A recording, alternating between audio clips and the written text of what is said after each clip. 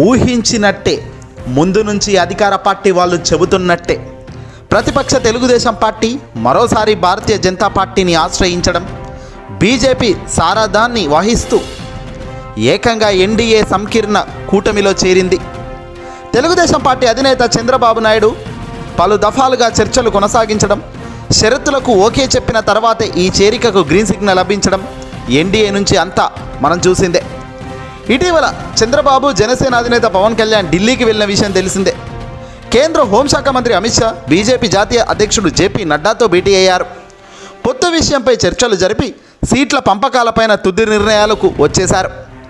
బీజేపీకి కేటాయించాల్సిన సీట్లపై చంద్రబాబు నుంచి స్పష్టత తీసుకున్నారు. అనంతరం ఎన్డీఏలో చేరిక అంగీకరించి అమిత్ షా, జేపీ నడ్డా ఓకే అనుకున్నారు. బీజేపీ తెలుగుదేశం పార్టీ పొత్తు కుదిరిన మరుసటి రోజే బాపట్ల జిల్లాలో అద్దంకి వద్ద నేడు ఈరోజు వైఎస్ఆర్సీపీ పార్టీకి సంబంధించి సిద్ధం పేరుతో భారీ బహిరంగ సభను అధికార పార్టీ నిర్వహించబోతుంది. ఇప్పుడు అందరి చూపు ఈ సిద్ధం వైపే ఉండటం విశేషం. అయితే ఇది కావాలని ఏదో అధికార పార్టీ వాళ్ళు వీళ్ళ పొత్తులు కుదరంగానే తెల్లారి పెట్టిన సభ కాదండోయ్.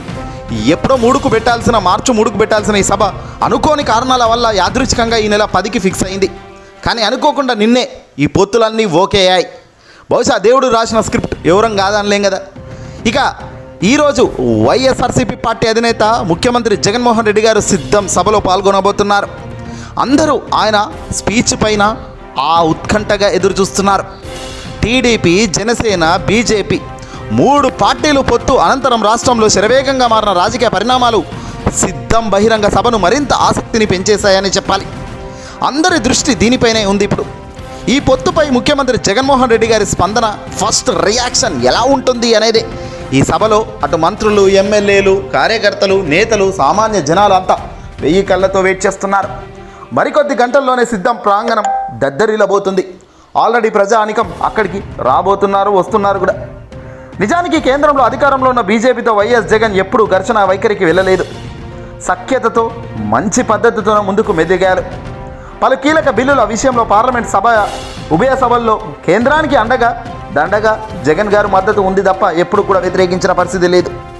కానీ ఇప్పుడు మారిన రాజకీయ పరిస్థితుల నేపథ్యంలో బీజేపీపై జగన్ స్వరం ఎత్తుతారా? మోదీని ఏమైనా దూషిస్తారా, తీరుతారా? లేదంటే చంద్రబాబు, టీడీపీ, బీజేపీ అందరూ కలిసి వస్తున్నారు. ప్రజలకు జగన్ ఏం చెప్పబోతున్నారు ఈ సందర్భంగా?